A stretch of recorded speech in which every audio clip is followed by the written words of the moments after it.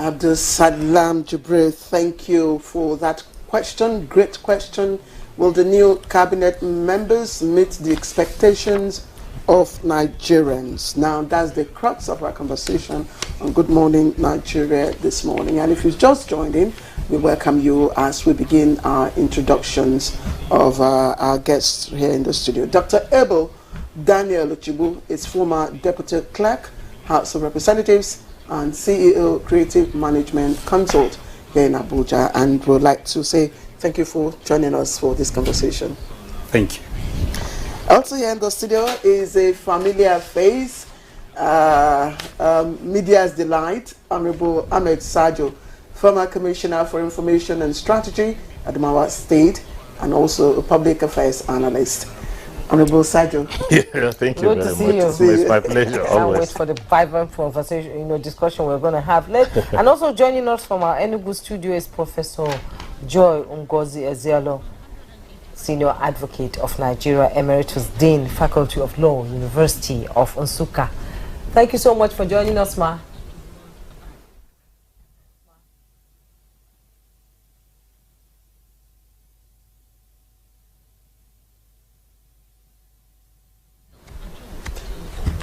All right, Professor Joy Ezealo seems to be a bit distracted there when we will, of course, bring her into the conversation soon as but let's come back to the studio. And the first question, of course, will be, and I'm just going to direct this to Honorable Sajo, who is a former Commissioner for Information and Strategy in Adamawa State and Public Affairs Analyst. Finally, the ministers have been assigned their portfolios. After 2 months or thereabouts, would you think it's hope at last? What? Would you think it's hope at last? Hope at last? I think it's hope. Hope, definitely. I had cause to discuss issues about the cabinet, and some people were talking about the size of the cabinet, and I was talking about the likely efficiency of the cabinet. When you reduce responsibilities to manageable sizes and you hand it over to people, it will be easier for you to begin to monitor. In the past, we used to have a behemoth Ministry of Transportation, for example, that covers aviation, marine transportation, road transportation, and it was almost like difficult even for one person to begin to pay attention to all those key areas. Now we have 3 people who are going to look at them, more closely. The guy, the minister in charge of marine and blue economy will pay attention mostly to what happens to water transportation, and I hope that includes inland waterways and all of that. The person in charge of aviation will have to face aviation, so the person that is responsible for land transportation will definitely be assessed on the basis of what we do on the roads and what happens with the rail. So we now have a more manageable setup. And it's the same thing with other areas. And I also... How do you mean more manageable? If you compare the size of what we have now, to what we had in the previous administration. No. More manageable in the sense that, if you notice, there was a point in time when in the Ministry of Transport, there was so much crisis in MPA and NIMASA that took away all the attention, and we had serious crisis in other aspects, but they were not looked after. The same thing happens when aviation was under transport. When it was transport and aviation, crisis will happen in the aviation sector that will divert all attention to it, but now everybody will look at what, the last administration, the first tenure of Muhammadu Buhari, we had Fashola handling works, the housing and power. All of them, 3 key sectors of the economy. And at the end of the day, he did his best. But he could not deliver effectively on all the three because it was too heavy. Now we can have but most importantly, we are hoping and we're praying that government will also have, beyond the oversight of the National Assembly, government should have a monitoring and evaluation unit that will begin to assess these ministers using certain parameters, using templates that determines deliverables, that determines outcomes. So we can, when we say a minister is functioning, we should be able to have the parameter upon which he was assessed to say he was functioning. We also need, very importantly, that the ministers should be charged with the responsibility of bridging the trust deficit that exists between government and the people. It's very, very key. The pool, the reservoir from where government, elected in particular, pulls its legitimacy is the people. You do not move a system, you know, believing that you alone knows what needs to be done. You need the people. And so in gaining back the trust of the people, in dismantling the trust deficit that exists, the ministers must be up and doing, and they must be connected. They are not ministers of Abuja. They are not supposed to be in Abuja, you know, enjoying the serene environment in Abuja, but they should be ministers that are in touch with the situations, with the situation of their delivery points at locations across the country. That's that should really buoy up the hope that we have in the new cabinet. That's beautiful. And now let's bring in Dr. Abel Daniel Ochibo. You've been part of the system, and we've seen the rigorous screening that took place, you know, of the ministers. And Ahmed Sajo is saying that government should have a monitoring, you know, unit and evaluation to check them. But it's a mixed grade of ministers we're seeing here: politicians, experts, technocrats, you know, and they're all coming on board to support the renewed hope agenda of President Bola Ahmed Tinubu. Would you say that the portfolio assignment meets your expectation? Well, thank you so much. I'll answer that, but let me paint a bit of preamble from the question that was asked earlier. The hope at last. Yes, the expectation of Nigerians is very palpable. You can virtually catch it in the air. But let me say that this is a privilege to, you know, put on the front burner the same leadership question that has dogged us for a long time. And this is another privilege for Nigeria to showcase itself. Now, I was looking at attending newspapers yesterday, and I saw the new Minister of Sports, Minister Designate. John Eno. Yes. And every report I read said is the 36th Minister of Sports. Now, let's use that by way of extrapolation, perhaps. Every other minister is within the bracket and the band of maybe 30, 40, 50. Now, when you have an average ministry, having leaders as ministers, maybe since independence, about 30 to 50 of them. Now, that's a long time that we needed to see evidence of performance. But that is the background we have. So I think a lot is expected. But come to think of it, Nigeria is littered, and I dare say with a litany of what I call carcasses, cadavers, of ideas, of narratives, of initiatives, of projects, of institutions. And when I say cadavers, I mean they have failed over time. But we can't go on like this. So hope at last, yes, there's hope that the ministers have come, and thank God that it's a bit early this time. But then, I want to say that when you say at last, we'll wait. At the end of their journey, we'll know whether that hope has been rekindled or not. Now, very quickly, you talked about the portfolios. Let me say this.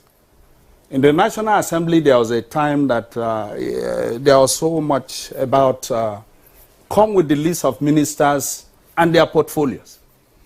And we spent a lot of time on that, and government never did it. The only difference this time is that the portfolios have been assigned just before the inauguration. So I think that's an improvement, and that's very heartwarming. But then, as to whether the portfolios are suitable or not, let me say that it's a very difficult judgment. Yes, as much as possible, you expect that you are given a portfolio that you should have requisite experience. We should look at you and feel that you are a round peg in a round hole. But I tell you, with the level a person attains to become a minister, and sometimes you don't put the person in a box. So I'll prefer to say that the chief executive, the president of the nation, there are so many things available to him that will not know. The mere fact that you have been in an industry or in a sector all the while, it's not compulsory that you must keep serving there. Because once you've attained, a beacon in life, for instance, if you've gone to the university, you have at least a first degree or equivalent of a first degree. Now, we believe that you have attained the level of what we call critical thinking. And all things being equal, you should be able to perform in any ministry you are sent to. Now, look at the new ministries. There are close to 12 or 13 of them that in part or in whole have been remodeled somehow. You see something about innovation and science technology, arts, culture and creative economy. You see something about innovation, creativity, and all that. Now, that tells you that it's not so much about what you've been doing. I give you an instance. Senator John Eno has been in the House of Representatives, has been in the Senate. He's been chairman, appropriation. He's been chairman, deputy chairman, finance, and so on. Now he's coming into the sports ministry. And I'm told he's a very good lover of sports. Now, it means that you have a leadership acumen and etiquette that you can deploy and go and use in that ministry. And let me tell you, from experience, even in the university, I did an MBA, and I saw many of my classmates who did not have a first degree in management or business. And I tell you, they were on top in class because they came in with a new level of enthusiasm and zeal that put them ahead. So sometimes we don't put people in a box. It's beautiful. So it didn't matter, again, whether you have the requisite experience within that box. Yes. But you have the administrative skill and capacity yes. to deliver. Thank you, Dr. Chibo. Thank you for your opening remarks. Let's go to our Enugu studio now, where Leonard Sik, Professor Ngozi Joy Ngozi Ezilo, Senior Advocate of Nigeria, is joining us. Professor Ezilo, you were a bit distracted when we first came to you. Good morning and thank you. Let's quickly have your own opinion about the portfolio assignments. I'm sure you must have listened to the two guests we have here in the studio. Honorable Ahmed here thinks in terms of efficiency, this is good. And Dr. Chigbo is saying, okay, there is hope. And he's also talked about competence versus experience. What's your perspective? I think the taste of the pudding is in the eating. But really, back to serious business, is 80 days since the coming into power of this government, and basically 20 days to 100 days in office. That is always remarkable because people tend to showcase what they have achieved. And the ministers are coming just these 20 days. Definitely from their part, there may not be any deliverable before the 100 days. But let's get back to the issue of assigned portfolios. There are those that you can call square peg and square hole, that there are mismatch, definitely. But I've listened to other guests, and I know that we have to think in the best interest of Nigeria, or what Nigerians, majority of Nigerians want. What Nigerians want at this stage is an efficient, transparent, and accountable government. And that is what we desperately need. And then, so the ministers are coming in with huge expectation, and with the prevailing circumstances and environment that have made Nigerians not only poorer, but they are angrier. The Japa syndrome is there. People cannot cope with their wages in terms of having a living wage. We know the situation. So people don't want to see ministers who will start, exhibiting ostentatious livelihood or disconnected from them. They must be responsive and show seriousness in tackling the problem. And one of the ways to go about it is that there must be target that Mr. President will have given to every ministry, including the new ministry. Clear targets with indicators and milestones, in order to measure how far and the successes they are recording. It is very, very important, because this aspect we don't take seriously. Because if the chief executive does not give a clear target, this is your ministry, I want you to achieve so and so within this period, and then they are taking through that. I believe they will be having retreat very soon, and they will all have their template. It is very important. But there are also ministers there that you don't really need to teach. There will be few, in fact, just more than few, that will be learning on the job.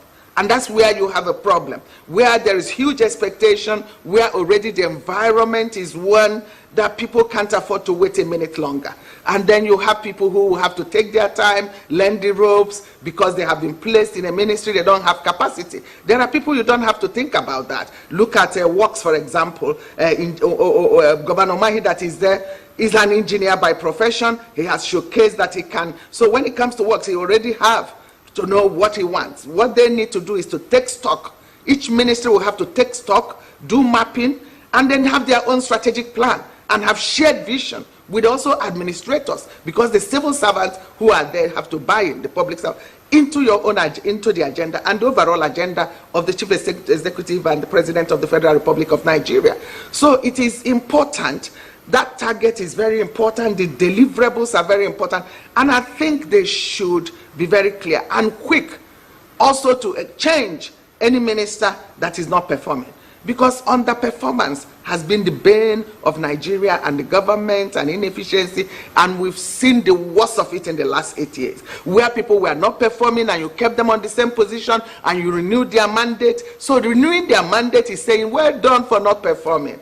I believe that the type of person we have as president today is not one who will have any complex about anybody outshining him or anybody not doing. So he will want to see people succeed. And I believe that those ministers are the hands and legs, and then they are the eyes also of the president. And they are the ones who will do the work that will be shown. People are hungry. There is hunger in the land.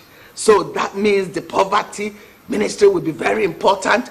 The people, bad roads are bad. Kidnapping is at what? People also, because also you see that the kidnappers target bad portions of the road. We need also effective and efficient means of transportation. Today, air travel is oversubscribed. And then we're adding aerospace into that. I don't know what that means, but of course I know what aerospace means in terms of engineering. But aviation, and what's the problem are. What we've seen in Nigeria aviation sector in the past is that, of course, they keep finding new ways of taking money, whether by tolls.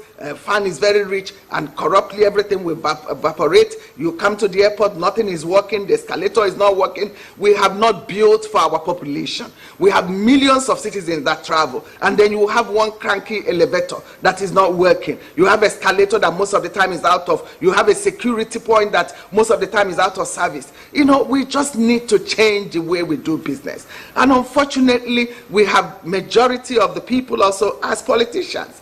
and a few technocrats, but I believe that the politicians will study the mood of the nation, mood of Nigerians, and then look at their faces and just see that people are in a hurry to see a new lease of life, to feel, to breathe, fresh air. So, and to breathe, and we have to allow Nigerians to breathe.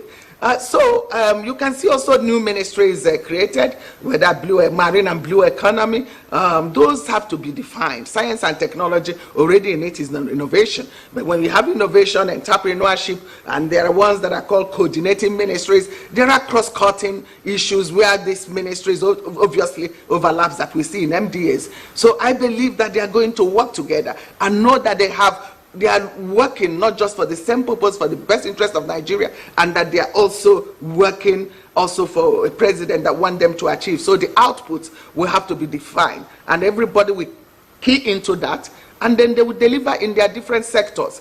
Nigerians, they definitely, people are hungrier today. The value of Naira is defended. The price of fuel, gas, all of those is good, that they've separated gas and petroleum resources. And I hope with that there will be new focus on gas, which is where to go. And then the petroleum resources, we do the needful. Because Nigerians have asked government after government, what does it take to get our refineries to work? Or even to build brand new refineries, if the ones that they have been repairing and renovating has not worked. It's not a rocket science. How come that people are refining fuels in their backyard and they are being impounded and showcased every day, and then a whole government have business with importation of crude oil, which didn't start with this government. Of course, the government is trying to take up bold steps, to solving it. But I think the first things would have been done before putting not the cart before the horse. But again, because the part of the scramble for the dollars that are limited, foreign exchange, and the depletion of the foreign exchange is this issue of importation. And we have no business with importing fuel. That is the truth. And if you go around those refineries in the neighborhood of Nigeria, Malabo, all of them, they are also all owned by Nigerians. So why can't we open up the economy? Economy, the hunger, the insecurity, and human insecurity. It is what we are suffering from. Security is a big issue. So we need to know those in defense, and defense spending in a way that is transparent and it makes sense. It's not the procurement is very key. Everybody have to learn the rudiment of procurement. Not a situation where different ministers will get their hands directly into procurement and then compromise also the final things that are brought into the country. We've seen in the past, not in this government, in the past where people imported CCTV for securing Abuja, and none of them worked.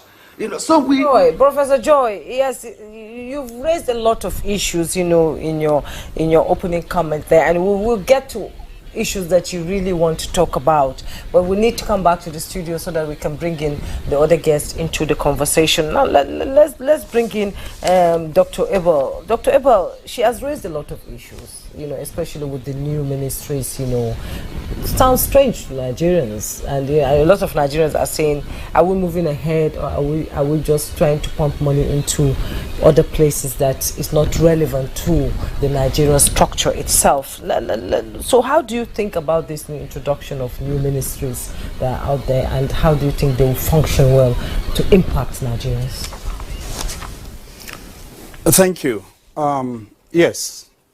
For sure, the professor went and touched quite a number of issues. Yeah. And the issues about Nigeria's development are so humongous that you need a hybrid of measures to deal with them.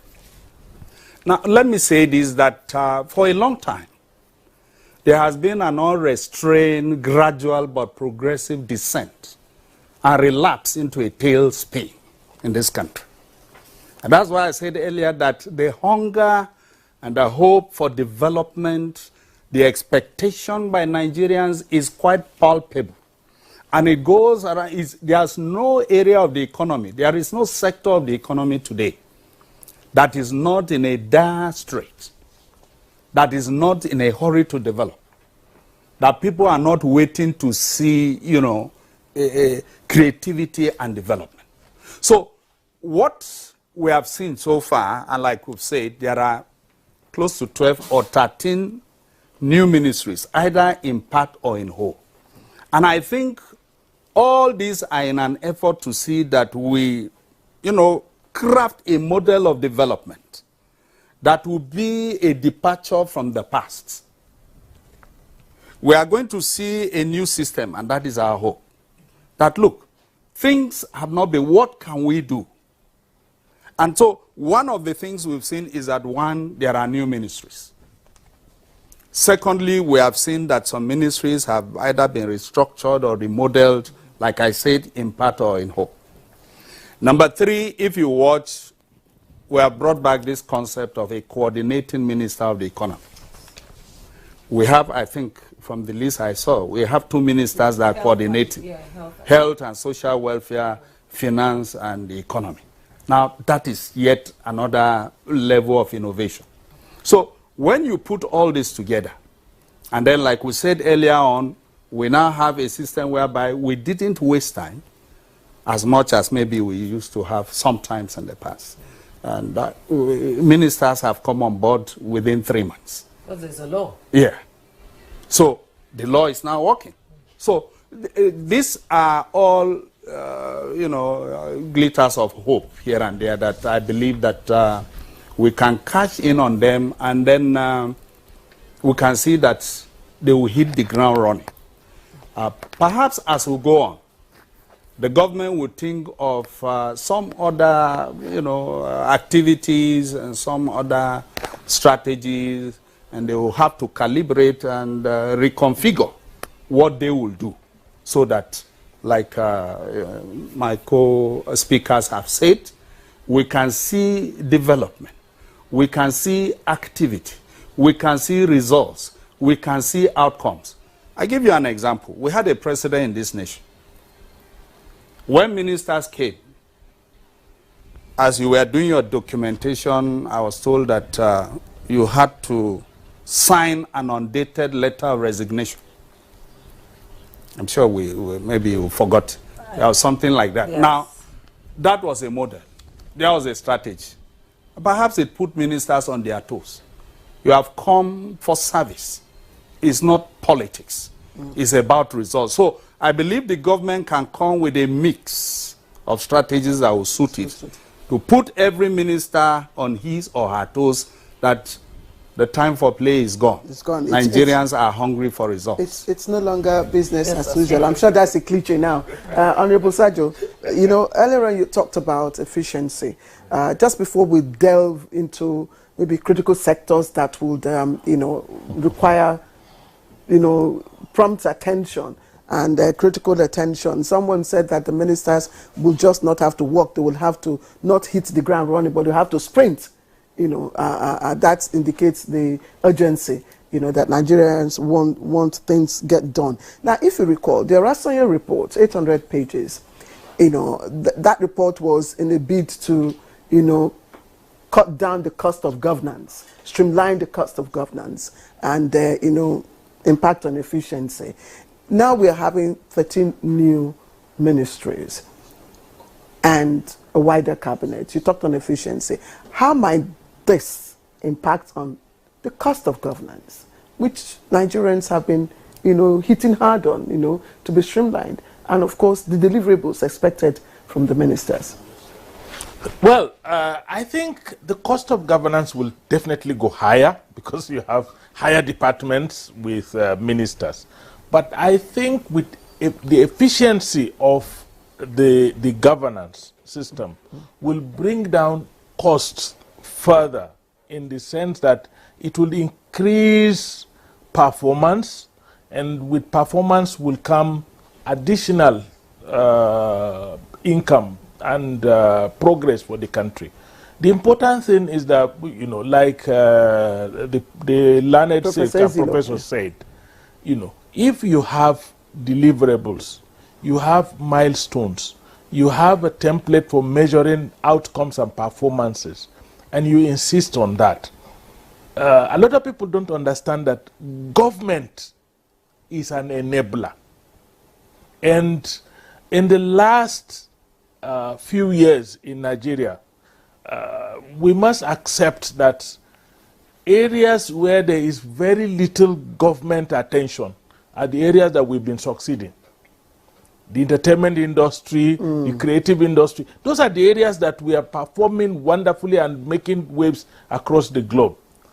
So that tells you that, look, government as an enabler has not performed as required in the past. Now, government had realized that, look, there are areas that we could have done better if we had put in a little bit more effort. Let me give you an example. We had youth and sports had always been our system, Ministry of Youth and Sports. As if the only thing you expect young people to do is to participate in sports. Now we are separating youth and sports and telling, now what we need to do is a youth development agenda that prepares our young people to be better leaders in this tomorrow. Innovation and all that. So and then now to make it possible, we have a ministry. She said about cross-cutting. There are definitely they cannot work in silos. They have to work, together, cooperatively. We have a ministry in charge of youth.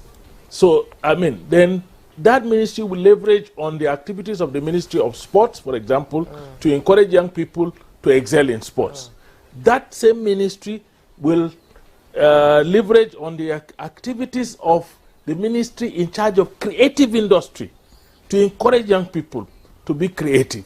That same ministry will leverage on the activities of the innovation component of one other ministry to encourage young people.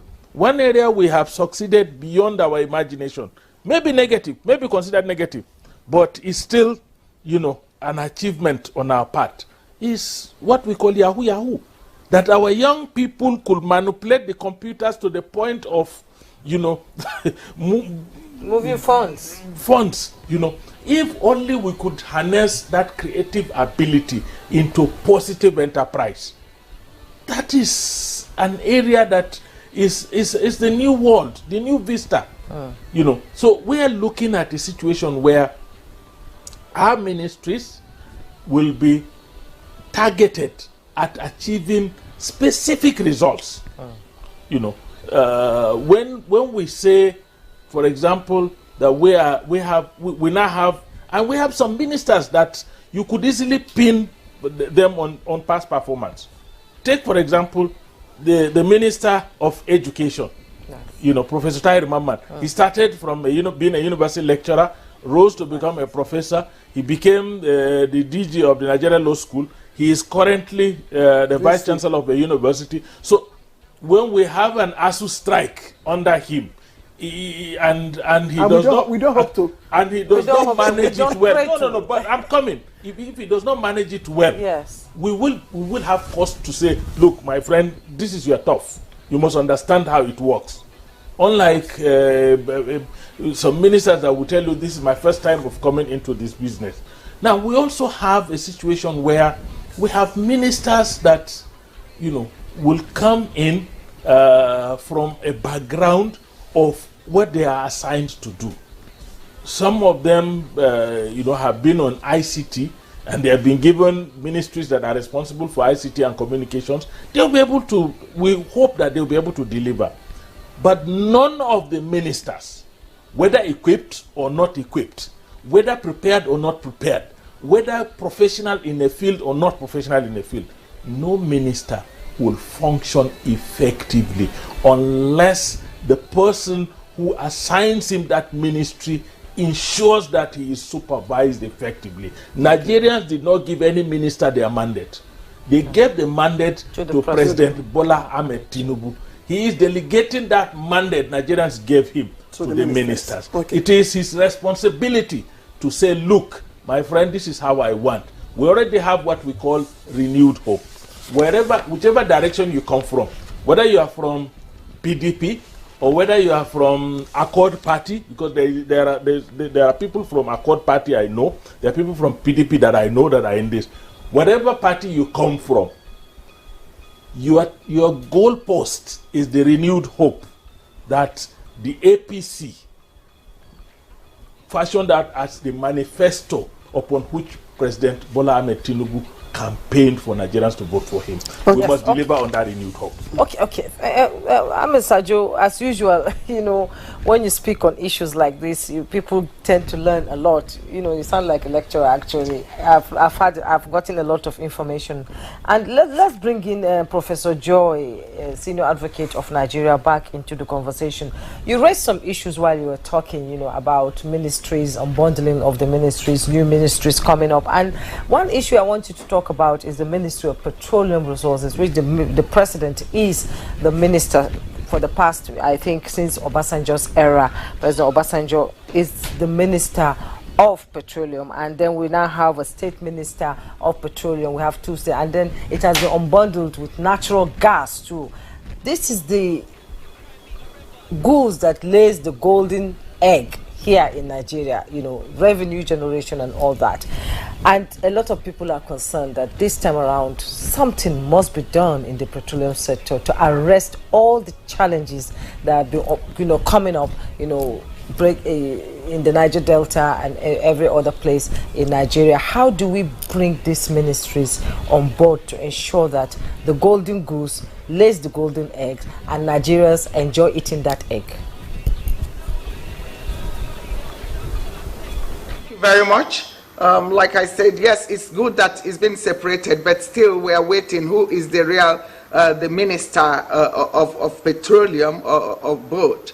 Or we've dispensed with really the minister, because people are worried if given the huge responsibilities of the president, he will want to oversee that ministry. Again, in the last 8 years, we didn't see effective oversight of that ministry, but I believe there is a radical, not only departure, but in terms of personality and in terms of also capacity, that the president might be able to supervise it effectively. So what they need to do, because that has been the most opaque ministry, and with the new legislative development, there are things NNPC also unbundled. There is still a lot of interference. NNPC not accountable institution, not remitting fund. That's what we need to see: efficient management of petroleum resources. Up till now, we are just being told, and for the first time under this government, that they now have an idea of how much people we consume in terms of fuel or diesel on daily basis. Because in the past, people said the number couldn't have been right, but because of this subsidy, it was a scam, and people were benefiting, and fictitious figures were being given, and these petroleum resources that's supposed to have very clear, you know, marker statistical information, they don't have. So they all thrive is that is the most lucrative ministry anybody will want to serve, because you can be there sitting down, the dollars are rolling and the money. No, not this time around. People, Nigerians are upset, they are frustrated, and they want to see development. So first, let us really know what I've never seen at all, or any of these ministers go to see those refineries, find out firsthand what is happening, and then find out how we can solve it, so that immediately, and I mean within this year, this importation of fuel stops, you know. And we have to also develop other products from this.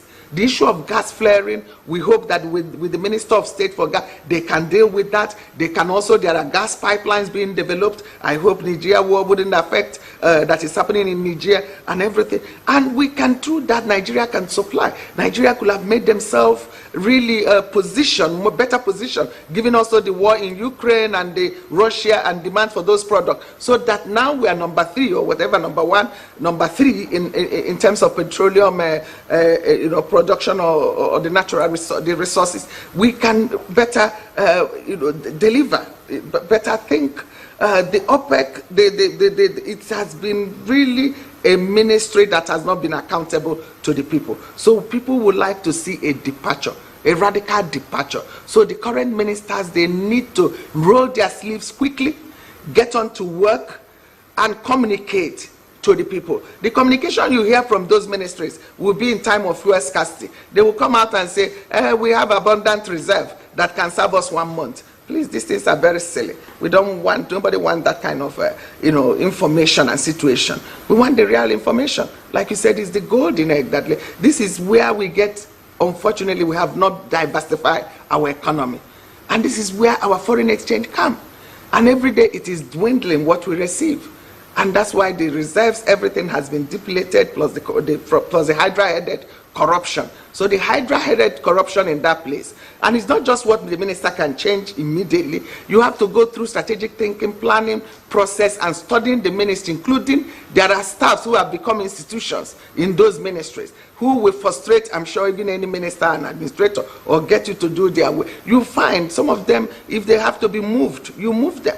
Then there can be massive transfer, bring in new people, bring in persons with capacity, with experience, young people on board, make sure it's inclusive, gender, everything. And then new people with new thinking that we have to redeem this country, that we have no other country than Nigeria. And we have to act in the best interest of Nigeria, not embezzling the public wealth. And what we've seen is also the attitude. I'm Minister of Petroleum Resources, very important ministry. I'm a Minister of Coordinating Minister, very important ministry. And then they create a gulf between them and the people they govern. They hardly get on to field to see what is happening. They sit there, then they travel abroad, they go to, all of this have to be minimized. The problem is in Nigeria, and we have enough capacity to solve this problem in Nigeria, and we can't just be depleting resources. I believe that the president will set serious, benchmarks for them. We want milestones, results, outcome, and focus on that. That ministry and this separation, I think, will work in the best interest of the country, so long as I believe one of the new ministers is also someone with experience in that sector, who has also been a legislator, who has performed oversight functions in respect of that. So I believe now that he's the chief executive, he will be in a better position to run the affairs in a way that it will be more productive, and then bring back our foreign exchange.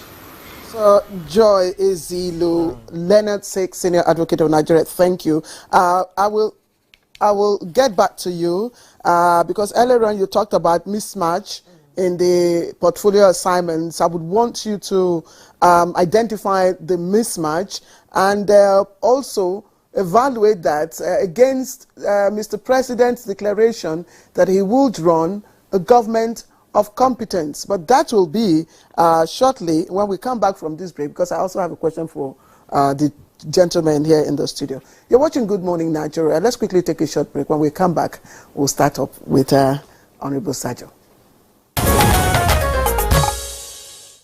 All right, welcome back to Good Morning Nigeria. Quickly now, Honorable Sajo, just before we bring in Dr. Ochibu, there's a saying that the liberal is worthy of his or her, pay, and that when you put out an ox, to the grain, to eat the grain, you don't have to cover the mouth of the ox, to prevent it from eating. And I have brought this out against, the opinion out there that some people were merely politicians who were rewarded, for the role they played during the political campaign, rather than based on their competences.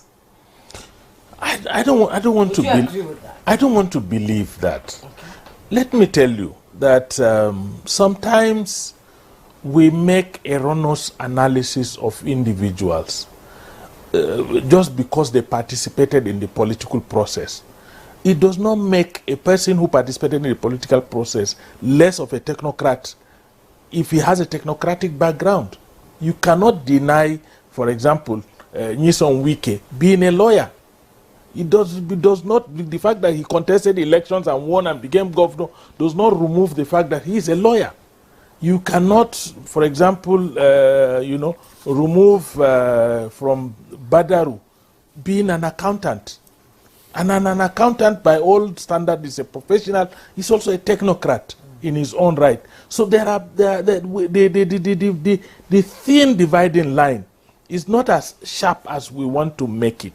So some of these people have been in politics and they've also been in professions. What we are hoping for is that the system will benefit from both.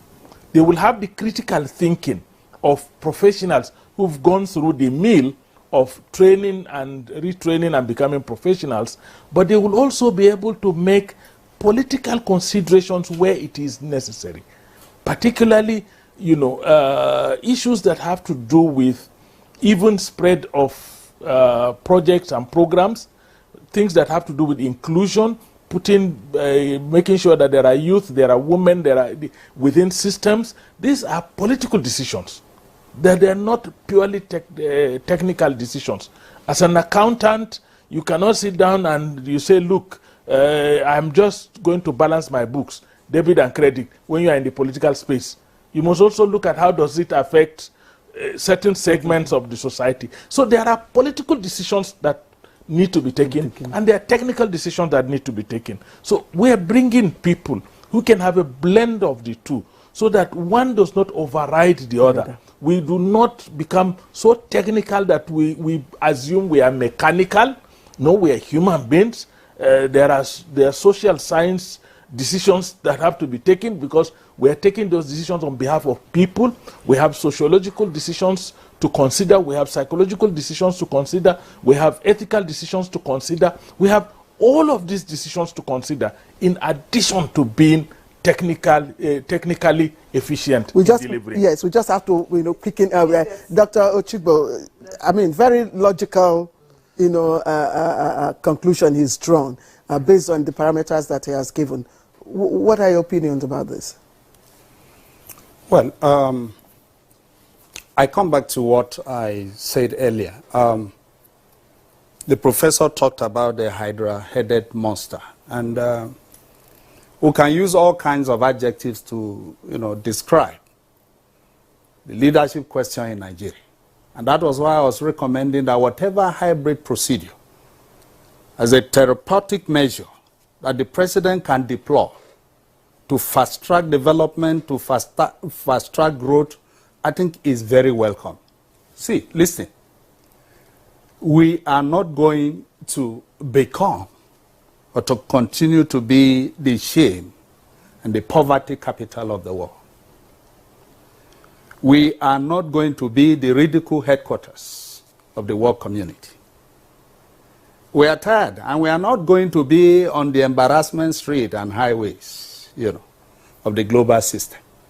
Of course, we are tired of being haunted and celebrated as big brother giant of Africa, but people have described us as giants with clay-footed feet.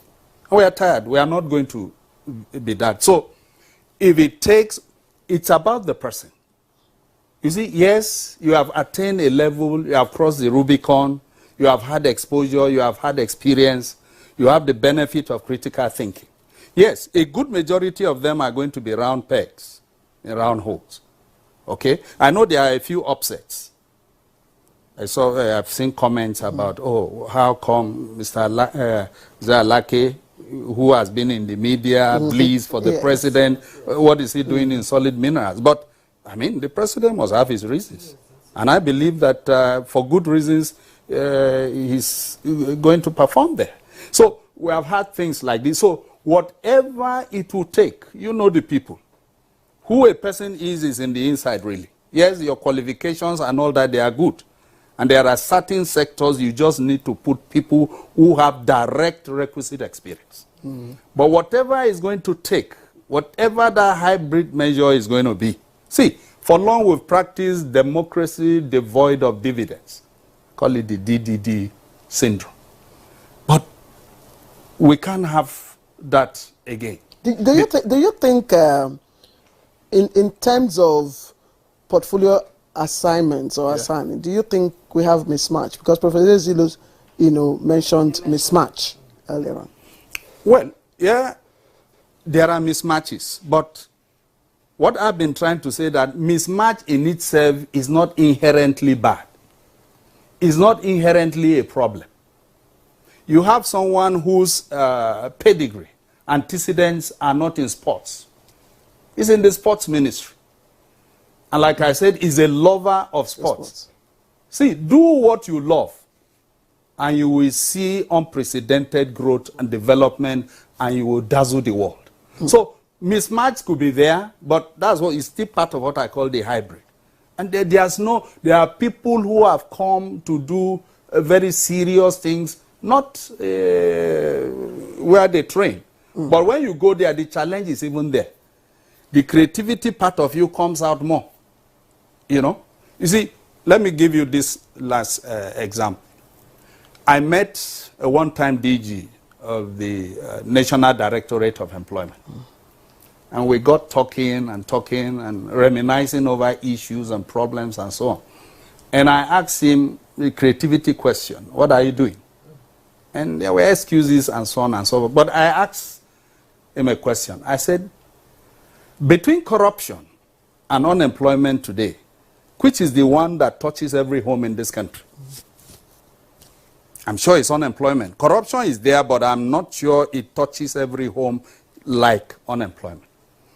And I asked him, I said, if I go out now and we pull 5 people, who is the chairman of EFCC? I don't want to call the name. He's a past chairman. 4 out of 5 will call his name. How come people don't know your name? Say, well, I said, no. Answer. How come? So the challenge for you is to go and do all it takes. A mix of ideas, a mix of creativity issues, narratives, task people, and come. You see, we are not discussing unemployment here, so we are not going to do we just have to bring in Ezilo. These are issues. Thank you. Let's quickly go back to, as the program begins to wind down, you know, Professor Joy, Senior Advocate of Nigeria. You've listened to the question clear to the guest, you know, the reward system in Nigeria, politicians being rewarded with ministerial lace. But one question I would like to ask you is, Nigerians are talented. And we've seen the president bringing people from outside the country to be part of the ministers here in Nigeria. And one worrying aspect is, will they be able to implement what they've learned in societies that function properly without the bottlenecks in Nigeria? I think it's an important concern that you have raised, because sometimes they see how things are done well and things function, and they come back here, not just the coloration, but the local situation and environmental determinants tend to, just push them to the other side. And people will say, oh, but I expected this so much from this person, given their international experience. And then they will tell you about realities. We don't want that. There are very good ones that are there that have come abroad, like the coordinating Minister of Health, Ali Pate. We believe that he will deploy immediately his experience in that ministry. But then there is addition of social welfare also, which also people will have to unpack to know exactly what it contains. Also on the issue, there are ones that you can look at and say, oh, it's a mismatch. Maybe who is in the aviation and aerospace. But I don't think that some of them will hamper or hinder progress in those sectors if the occupant, the personality, is focused on accomplishing, learning the ropes quickly, because you have the basic education and accomplishing. There are ones that you look and say, oh, what is the lawyer doing in aviation? But of course, apart from doing, we have aviation laws, or what is the politician lawyer doing there? But I think if you look at people who have, like me, that have traveled the world, if you put me in that sector, I already know what to change. And I don't need to be a pilot, or I know already, because I've gone to over 130 countries in the world. I've seen airports, and I know what I desire for Nigeria. And I know exactly what I will want to put in place if I'm in that position. So that's just to say that some will still be effective if they have the humility to learn. And depending on what is their focus or purpose, is it to acquire more wealth, or is it to serve Nigeria and to render service and to deliver good governance, efficient, not just looking for where can we create money, set up this park, set up this. You look at those. If there are ones that you think they are not working, you immediately act. I think it's very, very essential that we really come back to having a responsive government that will find solution to the numerous problems of Nigeria. I had my colleague, speaker in the studio there, talk about corruption, that unemployment is in every family. But I want to say clearly that corruption is a cause and a consequence of that unemployment and underemployment we see. It impacts our development. That is why we have huge population of youth unemployed, underemployed, and trying to leave the country. Because if we deal with that, we will have enough resources to engage this youth.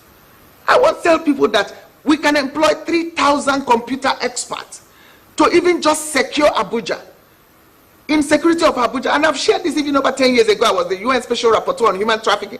And I said, go and see Dubai, how the city is completely secured. And I saw a stimulation team more than twice football, the Stadium of Nigeria. And you see everyone manning a computer. And that is securing a street, the whole market, and they can draw you near, they can draw any car near. And we have youth who are not employed. And you see people not creatively using them. We have few ministers definitely that will hit the ground running, and they don't need to be so much educated because they don't want to work. People like Wike, for example, Umahi, like I said, the Maman. I'm so happy that even in the education sector, for the first time that we're having a minister of education in a long time, so to speak.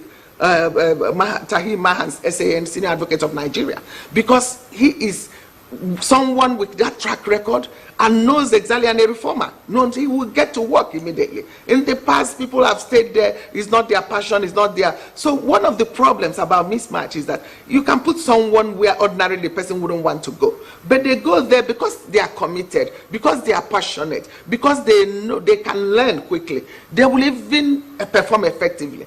But you look at ones who will continue to grudge and grumble that they were put in a ministry where they don't like, or they think there is not so much money, and then they begin to look at, so they don't even want to learn even the technical component. They don't even want to bring in the expert that can even help them, you know, deliver on their mandate. So, but the key thing is that the buck will stop with Mr. President. He has to do the final, oversight, and I believe.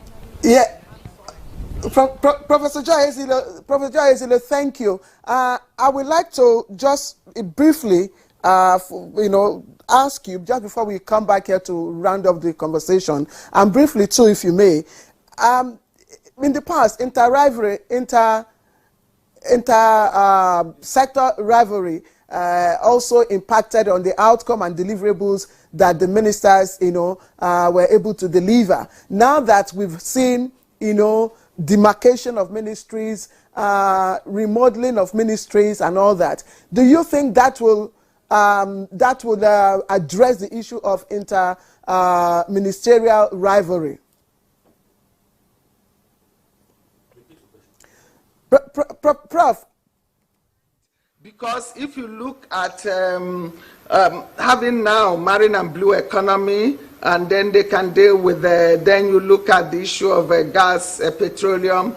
There are also new areas that they had add-ons like innovation, but then separation of youth and sports, very, very crucial. An important point has been made by the guest on your studio, Ahmed, about that. So those ones it will cut, but then the minister and minister of state, and the impression that minister of state is a junior minister, and that's impression that we have to just dispense. Here we can see also some highly qualified people becoming minister of state, including past governors. So I think it's important that, and we've had people also complain that minister of state is unconstitutional because all the states have equal status. Yes, and so with that you see competition, but if they have really clearly defined targets, deliverables, specified mandates and functions, and everyone keeps to that, and then they cooperate, then they coordinate well, then there wouldn't be a problem. But if they just go on to the Minister of State and Minister doesn't see eye to eye, it affects everything. It will from our foreign affairs to internal affairs to every sector. But I don't think with a handsome president that can be allowed to linger. But this restructuring will help to a large extent in the management of those conflicts. But in the end, also, it depends on individual, the personality, the secrets of individuals involved. There are individuals, wherever they get, it's about behavior. Wherever you find them, they will try to be, to say they are the ones. So, and with that, they can hardly work with any or look down on their contemporary or including their fellow ministers. And I hope that wouldn't happen with some of the people also we have seen and know their background very well. I don't expect that to happen in some ministries. Yeah. Okay, thank you so much. Dr. Abel, let me bring you in and let's have your closing, comment. This program, as we are having this discussion, is setting agenda already for the ministers before they are sworn in on Monday and go for the retreat. Where would you see us with this new crop of ministers in the first 1 year? Thank you. We must build hope. I see us within a year, charting a new paradigm pathway. I see us not having business as usual. But however, let me say this, that we are talking ministers. It's a holistic framework. The ministers alone cannot do that. The ministers are going to be in ministries where civil servants, public servants are all going to have their hands on the deck. And let me tell you, look at all the past development plans of this nation. If you find out why they didn't work, you are going to see the issue about an inefficient bureaucracy and public service or civil service. So they have their part to contribute. Secondly, the ministers, who is a minister? I don't want to make semantics about who a minister, but there's something about a ministry, about administration. You have to minimize yourself so that you maximize your sector. But then, come to look at it, we are talking about individuals. We are also talking about a team. There must be teamwork. And we are talking about a system. Dr. And Chubo, finally, finally, I had a boss, financial controller, an expatriate. The day we were sending him off to leave the country, he told us something, and I always remember. He said, I met the finances of this company in a bad shape. I may not have improved it, but I'm not leaving it any worse. Listen, Dr. Chigbo, thank you very much. But you said something, keyword, teamwork. Honorable Sajo, Professor Ezilo talked about the conduct of the ministers, a very critical aspect in helping, the ministers to perform effectively. What are your closing thoughts about Now, I think I started from there, that the first thing the ministers must do is to win back the public. We need to work with the public because, let us be honest, Nigerians are hungry, they are angry, but they are hopeful. And because they are hopeful, we can build on that hope to extinguish the hunger and the anger. And my brother here mentioned something about we being seen in very negative lights internationally, poverty capital of the world and all that. We need to change that. So what the ministers should do, first and foremost, is to evaluate their mandate, their portfolios, evaluate the work, the quantum of work required in each of their ministries, and look for the low-hanging fruits. Bring them down immediately so people can see results. And then in their conduct, I keep saying, we're talking about technocrats, but we must also talk about ethical behavior. They must be ethical. They must work in a manner as to win the confidence of Nigerians. We need that absolutely. You wanted to say something before you cut off. Yes. Okay. All I wanted to say was that at the end of the day, ministers will always come under hoopla, under celebration, congratulations. And each time ministers leave, I hear sacked. This time around, we don't want to hear a minister like my boss said. I met this place in a bad shape. I may not have improved it, but I'm not leaving it any worse. Please improve it. Don't even leave it where you met it. We don't want to hear that word sacked. Yes. Dr. Abel, Daniel Ochibo, I'm sorry I had to cut off such a wonderful quotation and message. But thank you, Jume, for bringing him back. Dr. Abel, Daniel Ochibo, former Deputy Clerk, House of Representatives and CEO, Creativity Management Consult, Abuja. Thank you very much. It was good to have you on our show. And we have Honorable Ahmed Sajo, former Commissioner for Information and Strategy, Adamawa State, and Public Affairs Analyst, always in point, of course, with his contributions. Thank you very much. Thank you. Professor Joy Ngozi Ezilo, Leonard Silk, Senior Advocate of Nigeria, Emeritus Dean, Faculty of Law, University of Nigeria in Nsukka. It's always a pleasure to have you, ma'am, with us, and we look forward to having you ask her once again. what she thinks about the percentage of women in the cabinet. All right, okay, Jumai. Well, so now go to our sport next for the latest in the world of sports. Michael Olise has signed a new 4-year deal at Crystal Palace, according to chairman Steve Parish. Chelsea had been heavily linked with the move for the winger in a deal that could have cost them £35 million. However, such a transfer has now been thrown in doubt as Olise has opted to extend his stay at Selhurst Park. Talking to social media, Parish announced that Palace are set to hold on to one of their brightest talents for longer. Olise, who is currently nursing a hamstring injury, scored 2 goals and provided 11 assists for Palace last season after signing from Ridden in 2021. Meanwhile, Russian and Belarusian track and field athletes are unlikely to be able to compete at the 2024 Olympics, says World Athletics President Lord Coe. World Athletics has banned competitors from the 2 countries from its events, including a neutral flag because of Russia's invasion of Ukraine. The International Olympics Committee IOC has said athletes should be able to compete as neutrals. The IOC has not made a final call for the Olympics and can only give broad recommendations, meaning individual sports can still choose to enforce bans. The IOC has been criticized for saying it is exploring a pathway for Russian and Belarusians to compete with the United Kingdom among more than 30 countries to pledge support for a ban. Our position is very clear. The Council has made that position clear. The new Council, I'm not going to speak for them in advance, but I would be very surprised if there was any shift in that position. And I think that we have certainty, and we've done it for the reasons of integrity of competition. And that's Good Morning Nigeria for today. Join us on Monday for another edition. I am Jumai Yusuf, and for Claire, who loves Friday.